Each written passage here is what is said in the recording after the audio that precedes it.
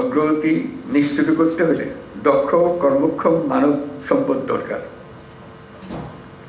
দক্ষ কর্মক্ষম মানব সম্পদ ব্যবস্থাপনা গড়ে তুলতে না পারলে ব্যক্তিগত জীবন থেকে জাতীয় উন্নয়ন কোনোটাই যথাযথভাবে করা যাবে না। তাই যে কোনো পরিস্থিতি হোক না কেন এবং যত চ্যালেঞ্জিং থাকুক না কেন, আমাদেরকে সুস্থ সবল প্রজন্ম গড়ে তুলতেই হবে।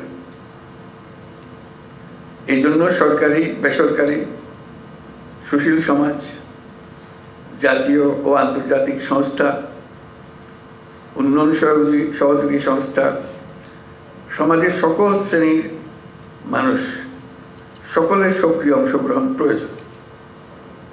কেবল পারস্পরিক অংশীদারিত্বের মাধ্যমে এটা সম্ভব। আর সেই কারণেই আজকের আয়োজন গুরুত্বপূর্ণ ও তাৎপর্যপূর্ণ, যেহেতু আমরা সবাই একসঙ্গে, সারা সরকার একসঙ্গে বিষয়টি মোকাবেলা করতে চাই। পৃথিবীর প্রায় সব দেশেই অসংক্রামক রোগ দিন দিন বিস্তৃত হচ্ছে। বাংলাদেশের আর্থসামাজিক ভৌগোলিক অবস্থান এবং বিপুল জনগোষ্ঠীর ছোট এলাকায় বসবাসের প্রেক্ষাপটে এই পরিস্থিতি আরও সংকটময়।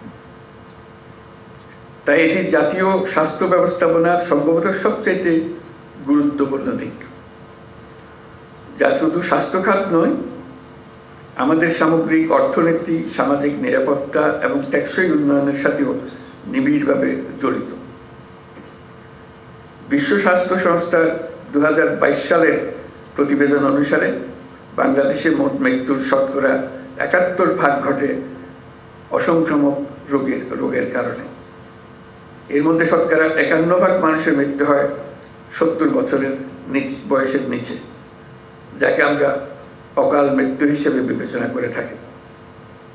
আমাদের ব্যক্তিগত চিকিৎসা ব্যয়, আউট অফ পকেট এক্সপেন্ডিচার 69%, যার বেশিরভাগ অসংক্রামক রোগের জন্য ব্যয় হয়। অসংক্রামক রোগ হলে মানুষ উচ্চ চিকিৎসা ব্যয়ের মুখোমুখি হতে বাধ্য হয়। কোনো ব্যক্তির ক্যান্সার হলে তার পরিবারকে আর্থিক ক্ষমতার সর্বোচ্চ প্রয়োগ করতে হয় এবং প্রায় ক্ষেত্রে সহায়হীন, সম্বলহীন হয়ে পড়ে। কোনো কোনো ক্ষেত্রে বিদেশ থেকে অতি উচ্চ মূল্যে চিকিৎসা নেওয়ারও প্রয়োজন হয়। আমাদের বিপুল অঙ্কের টাকা চলে যায় বিদেশে এইসব রোগের চিকিৎসা খাতে।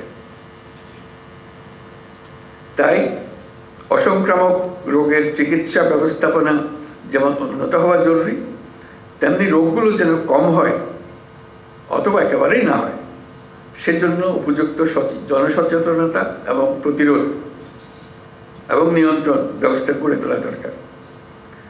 স্বাস্থ্যসেবা বিভাগের একার পক্ষে এটা সম্ভব নয়, এটার একার কাজও নয়, সবাই মিলে এটাকে করতে হবে।